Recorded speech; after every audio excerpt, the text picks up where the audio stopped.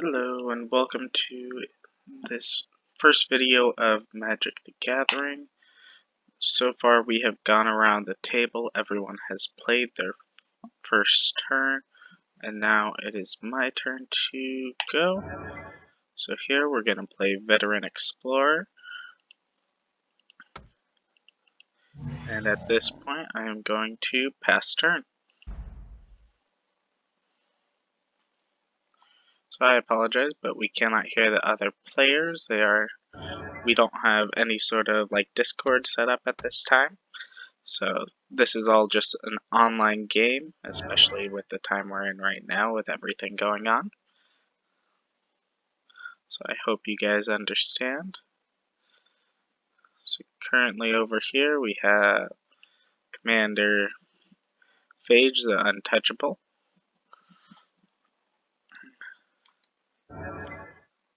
We then have over here, looks like some partners.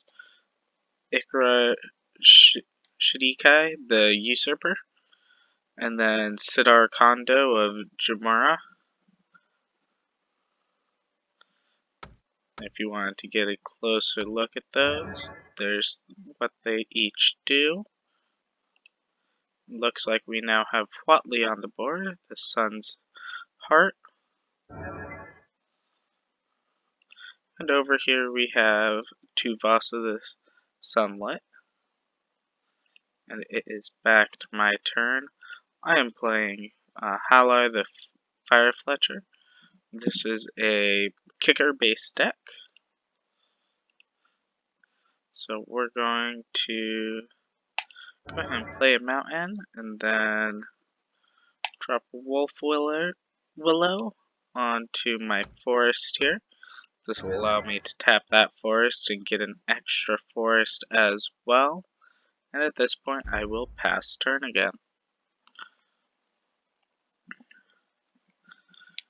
If you guys have questions, feel free to leave them down in the comments below. And if you end up enjoying this video, feel free to like it as well.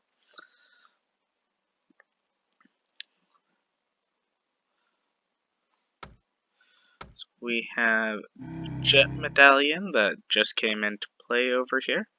Black spells you cast that this player casts will cost one less.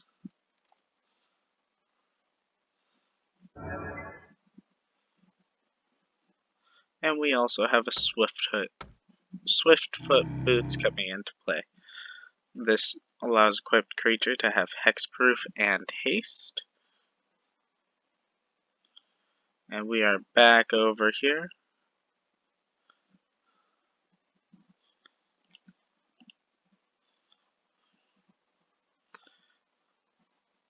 Let's see what this player does.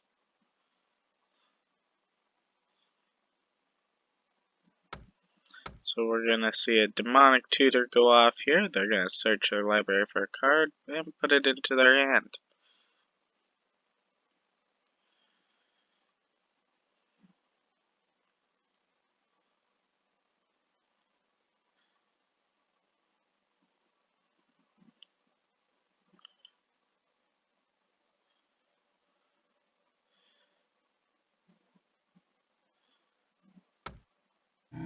And we also have a Soul Ring coming onto the board. That allows them to tap it for 2 colorless mana.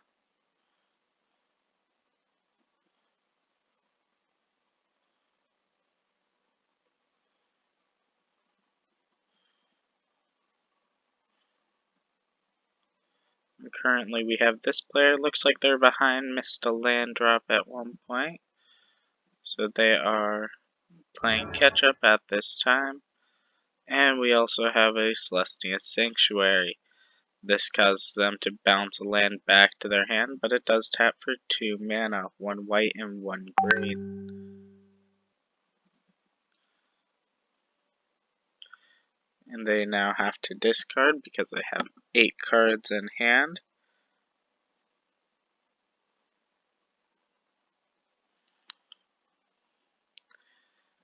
And now we're back over to my turn. So at this time I am looking at going to play the tap land because I only need 3 mana for this turn, and I'm going to play my commander.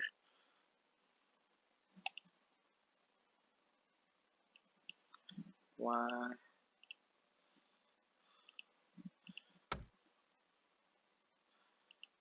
And now it will let me play it. Okay. I apologize, but there are a couple bugs with this program. So I'm now going to pass turn.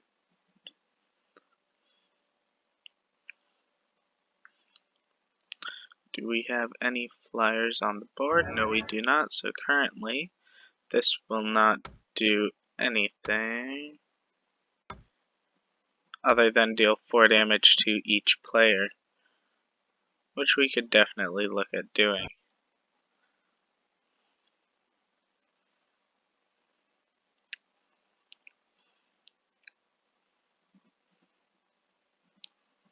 And looks like they are paying 4 life to exile the top card of their library face down and put that card into their hand at the beginning of the next end step, which they did 4 times there. So they now have 4 face down cards, and at the beginning of the end step, all 4 of those will go into their hand. And there we go, we just saw them all go into their hand.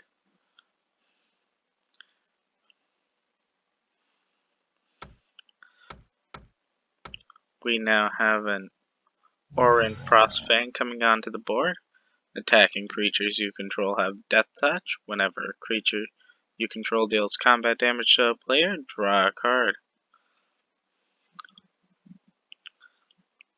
Currently, their creatures are assigning combat damage based on their toughness, so he will deal 6 damage at this time.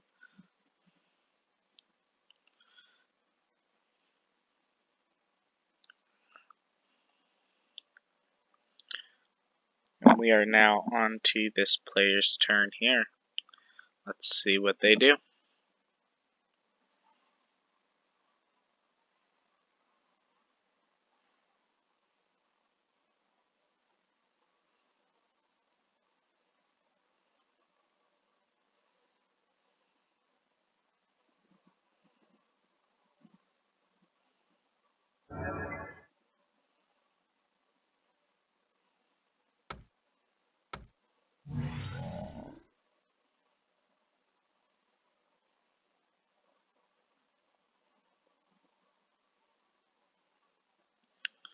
So it looks like they have played their planes again, and then also played Satire Enchanter. When you cast an enchantment spell, you may draw a card. And now it is my turn again.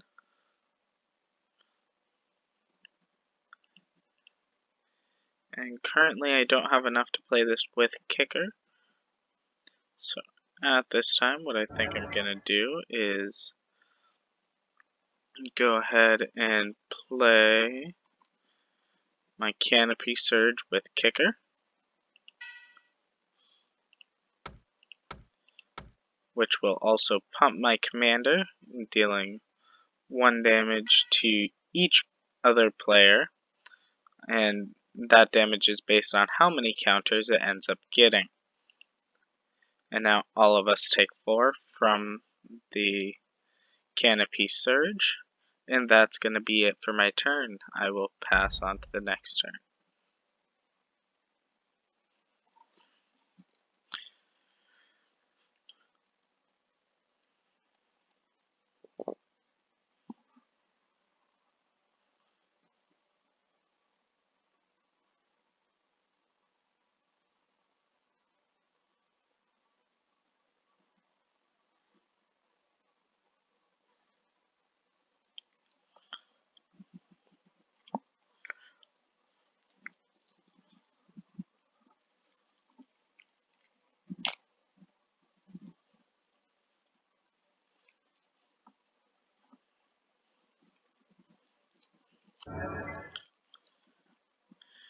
And we have a command beacon coming into play. And what that can do is you can tap it and sacrifice it, put your commander from your command zone into your hand. And it looks like we had a board wipe go off. Yes, it dealt X, or -X, -X to each creature. So I will go ahead and move my Howler to the command zone. I also have the trigger here of the Veteran Explorer, which will allow me to put 2 basic land cards from my deck onto the battlefield. This definitely has put me in a good position. I will most likely look at recasting my commander next turn, depending on what these other players do here.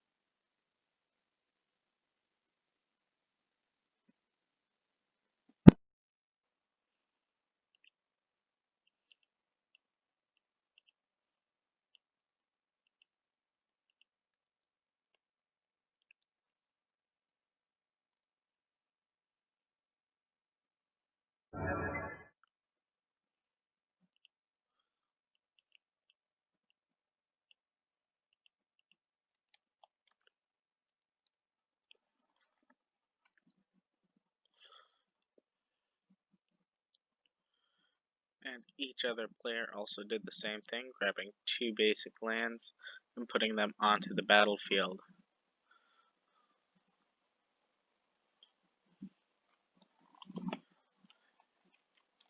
So it gave everyone a little extra mana, but it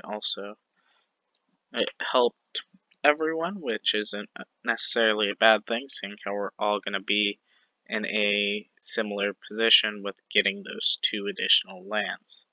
No one was helped any more than the other players.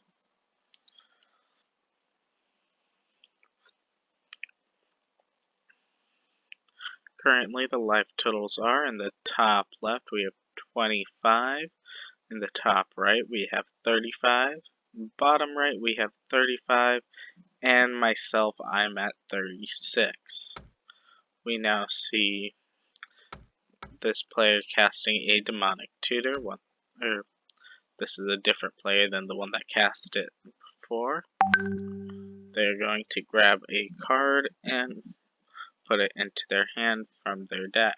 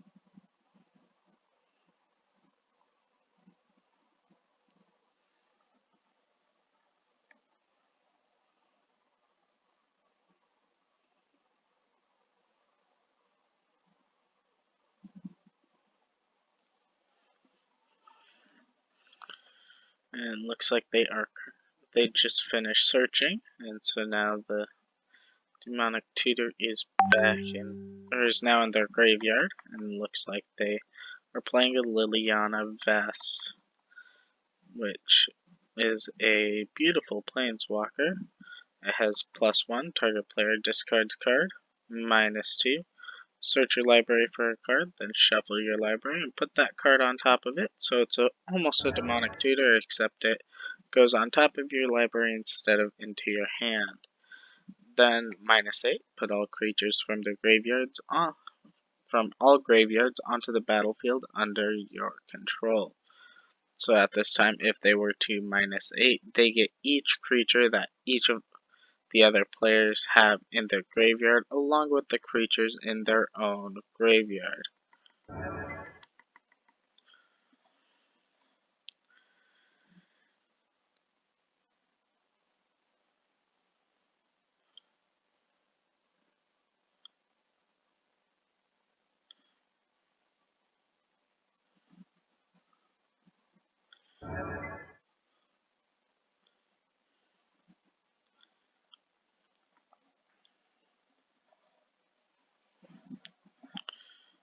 And we're on to the player in the top right turn now. And let's see what they do. Looks like we got a creature coming out, Ikra Shidakai, the Usurper, which has Menace. It's a 3/7. Whenever a creature you control deals damage to a player, you gain life equal to that creature's toughness. So it's looks like they have left the game, and so we will no longer see them playing. So it's just 3 players currently playing at this time.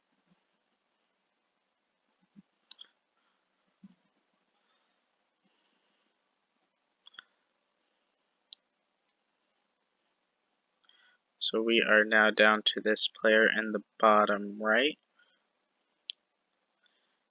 Let's see what they decide to do.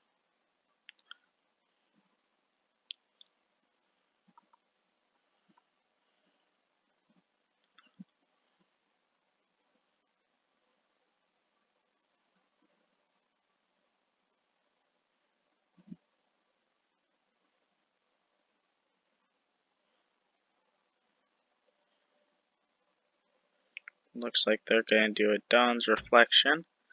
This allows them to tap a land and it gives them an additional 2 mana. They also played a Seaside Citadel, which taps for green, white, or blue. I will go ahead and play a forest and recast my commander for 5.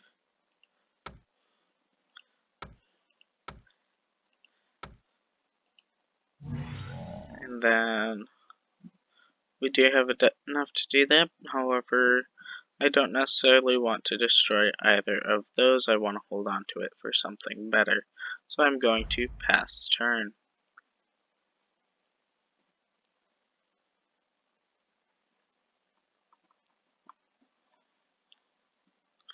So we are on to this player in the top right. Looks like they are going to use their command beacon to put their commander into their hand. They also have a Cabal Stronghold on the board, which currently taps for quite a bit, actually. It will tap for 6.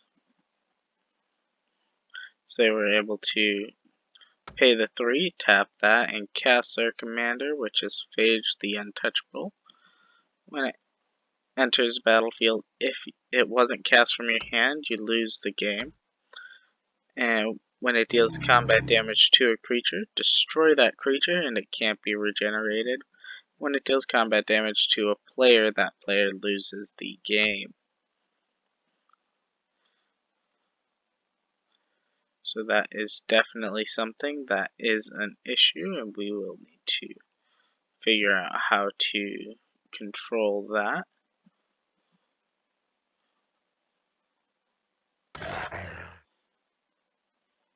And it does not have trample, so I will go ahead and block that. That way I don't lose. Oh, it does have. What's stopping me from blocking it?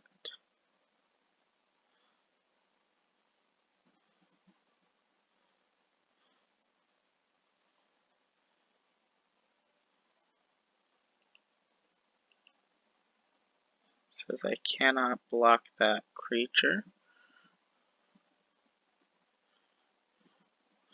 So I am not sure what is stopping me at this time. However, we will go ahead and do some damage on the way out.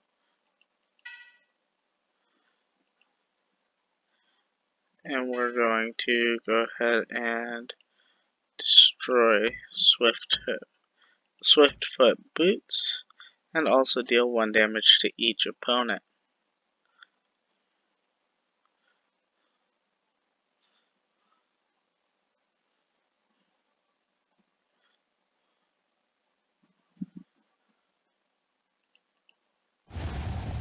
So we now have that destroyed, and I will now lose the game.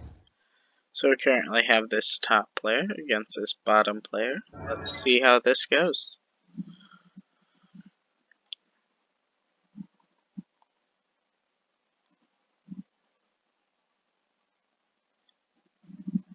I am just looking through, see if I can find the card that's changing it so that it can't be blocked. Looks like they are using their life to go ahead and get 4 more cards, or no, 6 cards into exile that will go into their hand at end of turn.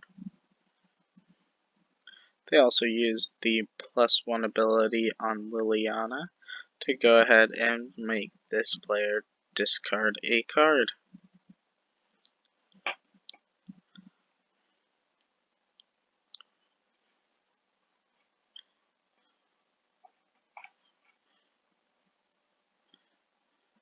And I forgot to mention, but they did play a Key to the City last game. Allows them to tap it, discard a card, and up to 1 target creature can't be blocked this turn. And that's why I ended up not being able to block it. I apologize, but I missed that. And the other player looks like they conceded, so that was the end of that. Thank you so much for watching, and I hope you have a great day. Bye.